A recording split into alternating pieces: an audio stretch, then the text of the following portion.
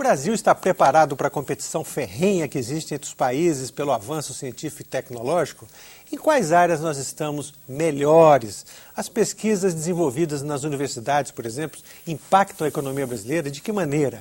Essas e outras perguntas nós vamos fazer para o professor livre-docente do Departamento de Sociologia da Universidade de São Paulo, Glauco Arbix, que é presidente da empresa financiadora de estudos e projetos, a FINEP, ligada ao Ministério da Ciência e Tecnologia. Professor Glauco, muito obrigado pela entrevista, pela participação no programa.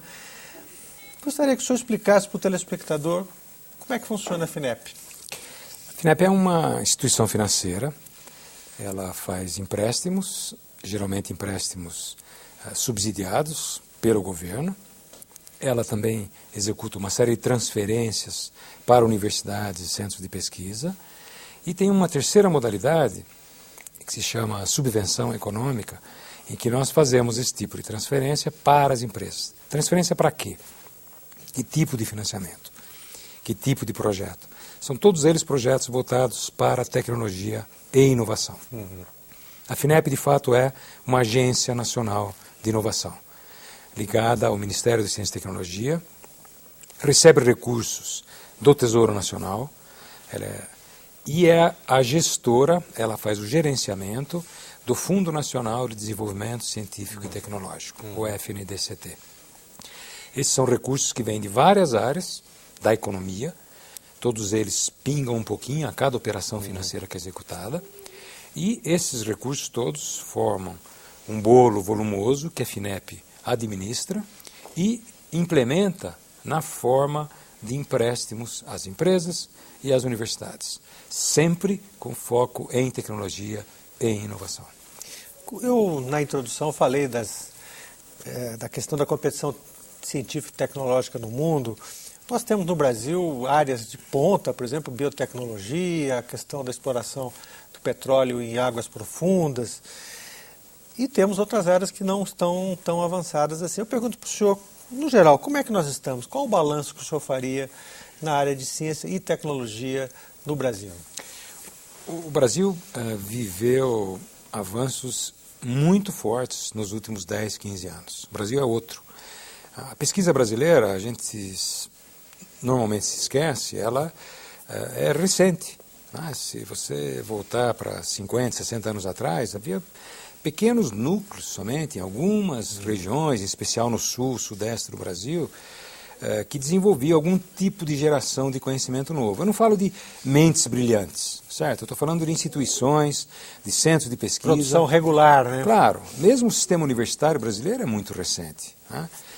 Mas, apesar dessa juventude do nosso sistema de tecnologia, de ciência e de inovação, o Brasil avançou de uma maneira muito rápida, criou um sistema de pós-graduação. O Brasil hoje forma doutores e mestres num nível praticamente equivalente a um país como a França, ou se aproxima rapidamente para ser um país como a Inglaterra. O Brasil produz mais de 2% dos artigos que são publicados em revistas científicas pelo mundo afora, nas mais diferentes áreas. Então, os avanços são muito fortes. O Brasil tem um sistema universitário, o Brasil forma gente. Mas quando se trata de transformar esses avanços todos, esse conhecimento acumulado em tecnologia, quando se trata de perceber, de aferir, de medir esse tipo de conhecimento, que impacto ele produz exatamente na economia, nós passamos aí a ter muito mais desafios do que grandes resultados. No caso das empresas, por exemplo, especialmente das grandes, a tecnologia que elas utilizam é importada, né? Uma parte sim, veja, nós temos algumas áreas em que o Brasil é campeão no mundo, certo? O agronegócio brasileiro é altamente competitivo. E não é altamente competitivo porque, ele tem salário mais baixo. Não, ele é altamente competitivo porque ele está baseado em mecanização, ele está baseado em irrigação eletrônica, ele está baseado em tecnologia, ele tem um suporte de formação de tecnologia, que no caso, em muito é fornecido pela Embrapa, que é a empresa brasileira de agropecuária. Entende? Então, nós temos áreas que são gigantes no Brasil, que fazem parte da economia brasileira, em que o Brasil é altamente competitivo. Na área de etanol, o etanol brasileiro é imbatível. Não é só porque nós produzimos etanol que é mais verde, é mais amigável ao meio ambiente, que é o etanol que é produzido a partir da cana, se comparado com o que vem do milho nos Estados Unidos, que é o principal produtor de etanol do mundo.